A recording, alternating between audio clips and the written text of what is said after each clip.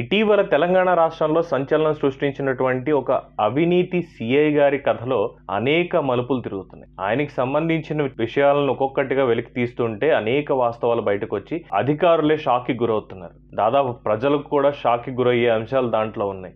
ఇంతకీ ఎవరా సిఐ, ఏంటా కథ? వివరాల్లోకి వెళ్తే గనక ఆయనకున్నటువంటి ఆస్తులు హైదరాబాద్లో ఒక లగ్జరీ విల్లా, మరో చోట ఖరీదైన ఇల్లు, రాష్ట్రంలో 3 చోట్ల 41 ఎకరాల సాగు భూమి, అలాగే సొంత ఊళ్ళో 4 ఎకరాల వ్యవసాయ భూమి. ఇవి కాకుండా కోట్ల రూపాయల బ్యాంకు డిపాజిట్లు, ఆస్తులకు సంబంధించి వివరాలు. అయితే ఇటీవల ఒక చిన్న భూ వివాదంలో దాదాపు 1,20,000 లంచం తీసుకుంటూ దొరికిపోయినటువంటి ఒక సిఐ ఎక్కడ అంటే షాబాద్ సిఐ ఎవరైతే ఉన్నారో శంకరయ్య, ఆయనకి సంబంధించి ఆస్తుల వివరాలు, ఆయన అవినీతి వివరాలు తీస్తుంటే అధికారులు నోరెళ్లబెడుతున్నారు. దాదాపుగా బహిరంగ మార్కెట్లో 100 కోట్లకు పైగా ఆస్తులు ఉన్నట్టుగా గుర్తించడం జరిగింది. అయితే ఇక్కడ ఎంతుంటే ఆయన సొంత గ్రామంలో ఎలా ఉంటుంది, ఆయన సొంత ఊళ్ళో ఇంకేం చేసి పెట్టాడు అన్నటువంటి వివరాలు ఆరా తీయడానికి ఏసీబీ అధికారులు ఆయన స్వస్థలం అయినటువంటి మోతే గ్రామానికి వెళ్లడం జరిగింది. వెళ్లి అక్కడ ఉన్నటువంటి పరిస్థితిని చూసి మొత్తం అధికారులందరూ అవాక్కయ్యారు. దాదాపుగా తల్లిదండ్రులిద్దరూ కూడా ఒక చిన్న పూరి గుడిసెలో నివాసం ఉండడం వాళ్ళని షాక్ కి గురి చేసింది.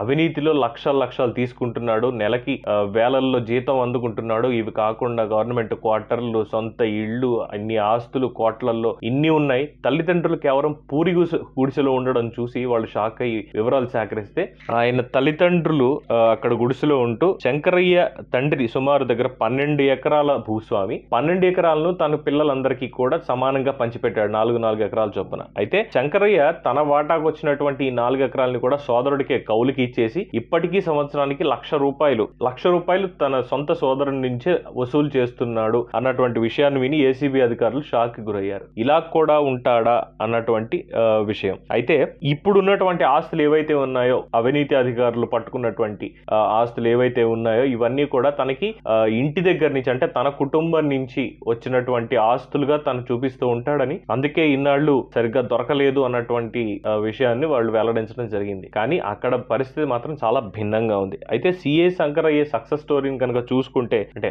ఇప్పుడంటే అవినీతి పరుడు, కానీ ఆయన ముందు అయితే అవినీతి పరుడు కాదు. జాయిన్ అయినప్పుడు ఆ విషయం తెలిసిందే. 97లో పోలీస్ శాఖలో కానిస్టేబుల్ గా ఏడాది పాటు పనిచేసి తర్వాత ఎస్ఐ పోస్ట్ కి పరీక్ష రాసి ఎంపిక అవ్వడం, అక్కడి నుంచి అంచెలంచెలుగా ఎదుగుతూ ట్రైనీగా మొదలుపెట్టి సిఐ దాకా చేరుకోవడం, సర్వీస్ లో మంచి పోస్టుల్లో పనిచేశారు. ఇవన్నీ కూడా నాణ్యానికి ఒకవైపు మాత్రమే. కానీ అధికారి హోదా వచ్చిన తర్వాత, అంటే సిఐ అయిపోయారు అన్న తర్వాత నుంచి కూడా ఆయన అవినీతికి అంతు లేకుండా పోయింది, అధికార దాహంతో అవినీతి చేస్తూ వచ్చారు అన్నటువంటి విషయాన్ని మనకి ఇక్కడ అధికారులు తెలియజేస్తున్నారు. ఏది ఏమైనా ఇలాంటి తిమింగలాలు తెలంగాణ రాష్ట్రంలోనూ అని కాదు, దేశంలోనే చాలా ఉన్నాయి. ఇంకా ఎన్ని ఉన్నాయో, ఎన్ని బయటపడతాయో వేచి చూస్తూ ఉండాల్సిందే.